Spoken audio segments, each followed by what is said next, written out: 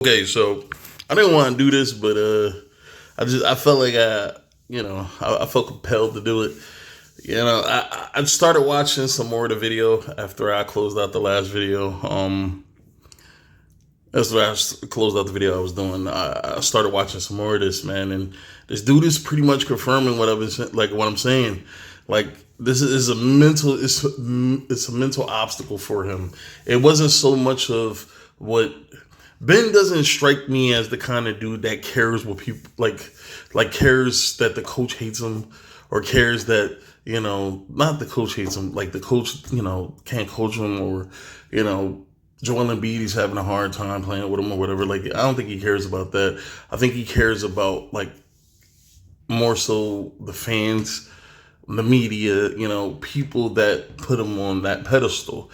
He cares more about that being accepted more so than what they said about it. I mean, I'm pretty sure that pissed him off. I mean, you have one of your better players who's having a rough stretch or who's limited in some way, man. You don't disclose that shit in the media, man. That's a good way to alienate your player. But I think it was more so the fans, or that more so the fans, fan backlash and media backlash that got to him, and he even went as far as to say so. As you listen to more of the questions that's being asked and his answers to those questions.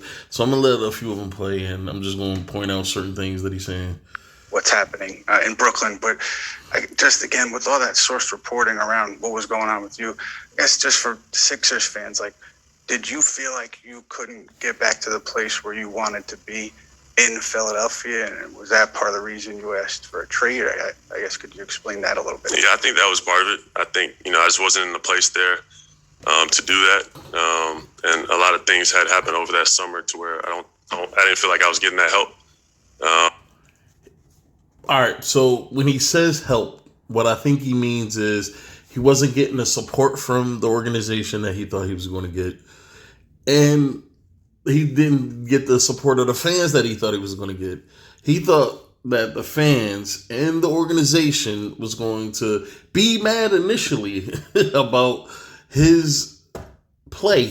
Like he thought, hey, listen, they're going to be mad at first, man, but at some point they're going to realize I'm still one of the better players in the league, and they're going to calm down, and they're going to talk up next season. They're going to talk me up next season. They're going to talk up they're going to get back to doing what they normally do, and they didn't. And people, like, when I say, man, oh my, like, it felt like this dude was being assassinated from every angle. Like, he was being, like, I think Ben Simmons was the most talked about topic in sports since last year. Like, well, since, the playoffs. And, yeah, that's rough, man, especially when it's not for the right reasons, man. But it is what it is. I don't have it wasn't a personal thing towards, any player or coach or, owners or anything like that. It was about myself, getting to a place. You heard what he said? It wasn't about the organization. It wasn't about the coaches, the players. You hear he ain't say fans, right? You hear he ain't say the media, because that's what this is about, man. Like, it's his people turned on him. His people turned their back on him. And that's what he's more messed up about. And he's hoping that this move to Brooklyn will change some things. People will jump back on his bandwagon again. But let's keep going. Where, I need to be. When it comes to that mental recalibration, has it helped, or even how much has it helped just to have a change of pace, a different environment, where to take your skills? I think it has. I think just the way everybody's welcomed me here has been great. It's been a very positive experience. It's just being here so far, and I'm looking forward to what's to come. And a couple quick ones, just following up on the Philly stuff. Why do you think it got so bad there? If I knew, I would tell you everything. But there's just a lot of things internally that had happened over time, and it just got to a place where I don't think it was good for me mentally. So, it is what it is. It happened. I believe him when he says he doesn't know. Like, if he knew what happened, and why things got turned up the way they did. I do believe that he doesn't know. Like, I do believe he doesn't know, because he almost has like if you ever seen somebody go through a traumatic event and you look at their face after and they kind of look like a deer in headlights. He kind of has that look on his face right now where he's looking around and he's trying to find the words or find some kind of explanation to explain what it is that, you know, is happening or what happened or whatever. He kind of has that look on his face right now while he's trying to answer that question. I think in Ben's mind, and look, this is me, I could be wrong about all this. I say this all the time. I could be wrong about all this, but this is just me theorizing. I think in Ben's mind, he's more so thinking of it like, damn, they loved me 1 minute. I mean, they really loved me 1 minute, and now they hate my guts. How? How does it go from you love me, then you hate me? And that's the price of fame, man. The price of fame is what other people's opinions and other people's expectations of you, what it does to you, how it twists you up and turns you into something that you never thought that you'd be. I mean, so many actresses and so many singers and, you know, whatever, so many performers, they come out and they talk about just how blinding the lights are, so to speak. And it happens that way, man. And hopefully he's able to navigate his way through that. But let's go. And moving forward, so. And as far as playing with Kyrie and KD, how do you think what you do accentuates what they already do on the floor? If the Brooklyn Nets do this right, this should be the best team in the East by far, and it shouldn't even be close when it gets to the playoffs. As long as New York lifts the mandate and Kyrie's able to come back and KD's able to come off injury and he's able to stay healthy for the rest of the year, I think that this could be, and obviously Ben coming back and trying to play through whatever mental shit that he's going through, I think that this team could be by far the best. I just think it's better. It's a better mix, you know. And I think Philly got a great player, and I think Philly got they won as well out of this trade. I feel like Philly gave up a lot, but I think they got something back that they wanted. Now, I think the one thing that Philly is going to be missing is the defensive impact that Ben had on that team. Well, I think it's going to be scary. Having those guys running alongside me, there's multiple different weapons on the floor, and I think at the pace we want to play at, it's going to be unreal. I'm wondering, like, as someone who's plays basketball for a living and loves the game, was it difficult to kind of stick with that, and what was the most challenging thing about that? I think this question right here is what made me wanted to do a follow-up after that last one I did. Not doing what I love. That was definitely the most difficult part, especially for that long. And, when you take something away from somebody that, what they love doing, it's hard for anybody. But you hear what he said? When you take something away from somebody that they love doing, it does something to them. Who took basketball away from him? Like, he could have came back at any point. People were telling him to come back. He could have came back at any point. He kept himself away. But I think what he's referring to when he says when you take something away, I think he's talking about his love of basketball, his love of the lights, prime time, playing high-level basketball. That got stripped from him when the criticism came with the media and the fans. Like, they took the joy out of the game for him, because now it's like, now you have a bunch of people booing you and heckling you and all types of stuff like that, and now it feels like a job, because you don't want to be there. You don't want to be in an arena full of people who hate you. Like, it just makes what you're doing so much harder. Like, And I think that's what he meant by take something away from, when somebody takes something away from you. The fans, the media, they took the joy of basketball away from him. You know, that's why when you see him in those clips they love to show of him at the practice facility with the hoodie on and the phone in his pocket, he has a look on his face like, I don't want to be here. I don't care about being here. You know, anybody want to come up talk to me? I don't really give a shit. Like I don't care. I'm here because, you know, I don't want to get penalized. I don't want to, you know, and that was, you know, before the season started, obviously. But I don't know, man. Like, this is what I'm saying, man. Like, it's mental hurdles that he's dealing with. It's not. I think that's the reason why he didn't play. It had nothing to do with what Doc said. It had nothing to do with Embiid. I think it had more to do with his battling of social media, just the opinions of everybody. You know, over time, you know, I worked on that and trying to stay in a positive place and get to, you know, where I need to be. It was difficult, but you know, I'm blessed to be in this situation and have this opportunity. Ben, who was your supporting cast that helped you get through this time? And was it hard not to? It seemed like for a while, every day somebody was saying something, whether it was somebody, Sixers, media, did you pay attention to that? And did any of that bite you? Yes. Yes. It all did. And that's what he was dealing with. That's all the stuff he's saying about the game and playing and sitting out and all the mental stuff he keeps referencing. That's what the social media stuff, the first takes, the undisputed, all that stuff is what kept him from getting out on the court. All that stuff. That is, I would be surprised if he says anything that alludes to this question being right or being on the money. I would be. There's no way. There's no way he's going to answer this. There's no way.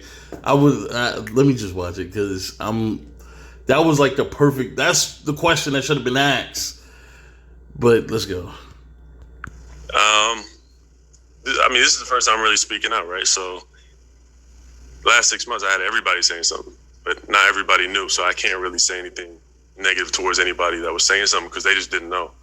Real quick, if you see how he had to posture himself to answer, and he had like a little bit of a grin on his face, because that was such an on-the-money question, and it was something that I don't think he was prepared for them to ask him that, and it kind of caught him off guard. Because sometimes when something catches you off guard, you grin like, "Wow, I didn't see that one coming," and he had to posture himself up. That's because that money was that question was the money question. That was the $1 million question right there. Whoever that guy was, man, like that was a great question. I'm not the type of person to try to put somebody down for something I don't know about. That's just not me as a man. So, all right, let me rewind that because you know he was saying a lot right there. That was saying something because they just didn't know. And I'm not the type of person to try to put somebody down for something I don't know about. That's just... Now, there's two ways you could take that. Well, there are two ways because I'm thinking about it differently than how most people would think about that. Now, what he's saying is they didn't know about the situation. They didn't know about what was going on in the locker room, so it's hard for people to talk about something that you're not there, so you don't know. But what I believe, and this could just be me reaching, all this could be me reaching, but I don't think I am. But what I think he's talking about is, how can you criticize my ability to do what I do when you have no idea what it's like to do what I do? When you have no idea what it's like to deal with this shit all day, every day for over, 100 or something games a year that he has to deal with this? 82 games a year plus another, 4 to 20? 4 to something? Like, you don't know what it feels like to have to deal with these things. So the audacity of the fans, and that's what I always found that fascinating, because that's the irony of fans. It's a bunch of people who can't do, but they think that gives them the right to criticize those who can do. And I always thought that was fascinating about fandom, is because people ignore the fact that, listen, I know you think you could get out on the field and throw that pass, or you could get out on the field and catch that pass, or you can get out there and you could chase that quarterback down and hit him, or you could make that jump shot, you could rebound that ball, you could defend that guy better, or you can coach that team better. I get it. That's the ego talking, the ego of people, but you can't do it. If you could do it, most likely you'd be there. But they can't do it. And most fans are bitter, jaded people who were former athletes and wish that they have to live vicariously through people who can actually do it. It's almost like delusion. Fandom is delusion. You know, like like you don't know these people at all, but sometimes people hate players for absolutely no reason. Like you don't like all the criticism I hear people make of Antonio Brown, and some people hate this dude, and some people hate LeBron, and some people, like, you don't even know the person, but you hate them, or you have such vitriol towards them. It's weird. It's weird. So I get what he's saying, but it's up to him to let that stuff go, let that stuff pass, man. I mean, as a man, so. I had my family there supporting me from day one, friends, and I've made a ton of friends that work with the Sixers too. So it was never, a personal thing. It was just for my well-being, to get where I needed. And this is why I say, like, his problem wasn't with the organization. His problem, well, I'm not going to say the main problem wasn't with the organization. The main problem wasn't Doc or Embiid. To be honest, man, Embiid could have just been upset. But I wouldn't be surprised if they chill. I would not be surprised if they chill. And Embiid and Simmons, if they're actually pretty cool off the court. I wouldn't be surprised. And Doc is a player's coach. He is a player. He seems like the kind of guy that will go out with Kevin Garnett and party, or go out and have a drink with Paul Pierce, or have, or go to Ray's house for dinner or something like that. He seems like that kind of guy. And I'm pretty sure, like, in the moment, they were upset because they felt like they had the team to get it done, and they felt like one of their guys let them down. So they got swept up in the emotion of the moment. But so I don't think that I don't think it's them. It's the fans, man. It's the fans. It's social media. Social media is such a cancer, bro. It's social media. Me too. And is there anything that was said that you heard that you'd like to clear up? That you Man, if we'll be here for a while if that's the case. There's been, everybody has a source, right? There's hundreds of sources. I apologize if I'm getting ahead of ourselves too much, but you guys do have a game in Philly in a couple of weeks. Do you think you can be ready for that? Physically, mentally, I imagine it's a pretty... I hope so. Lisa Salters? Hey, Ben. Most people would say most definitely. The fact that he said, I hope so, again, it just sheds a little light on his mental well-being right now. I wouldn't be surprised if we don't see Ben out there for a few games, because he's still trying to get himself right. But again, I'm done. I probably won't do another follow-up, even though I'm probably gonna watch the rest of this video. But I'm done. Again, I hope Ben finds peace in whatever it is he can find peace in, and he can figure his stuff out, and he can rely on those who he trusts the most, and he can depend on the most to give him the strength that he obviously needs. And stop relying so much on the goodwill or the equity you think you built up with strangers, because they will sacrifice, so to speak, you when the time is right, or when if it suits them.